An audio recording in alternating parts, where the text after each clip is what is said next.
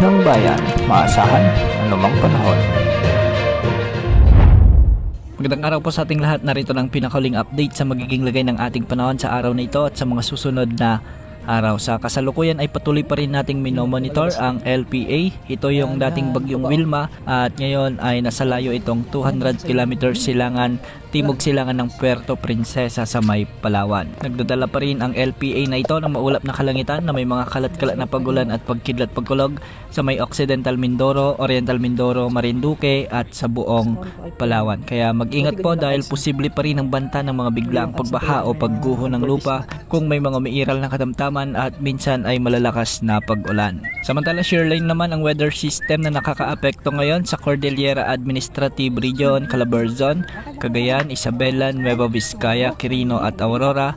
At ang weather system na ito ang magdadala ng maulap na papawirin na may mga kalat-kalat na pag-ulan at pagkidlat pagkulog at hindi rin inaalis ang banta ng mga biglaang pagbaha o pagguho ng lupa kung may mga umiiral na katamtaman at minsan ay malalakas na pag-ulan. Samantala sa Metro Manila at nalalabing bahagi ng Central Luzon at Batanes, asahan naman ang maulap na kalangitan na may mga kasamang pag-ulan dulot ito ng umiiral ng northeast monsoon. Ramdam natin, maraming lugar ang nakakaranas ngayon ng malamig na panahon.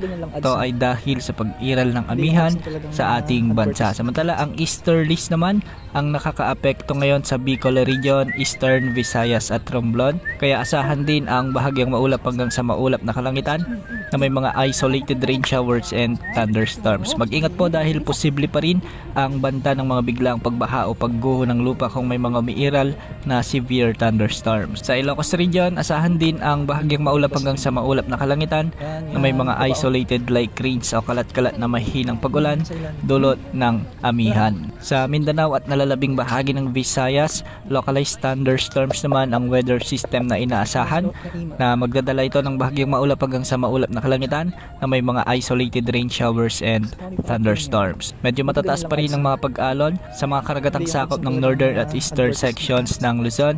Posibleng umabot hanggang 4 meters sa nalalabing baybayin ng Luzon.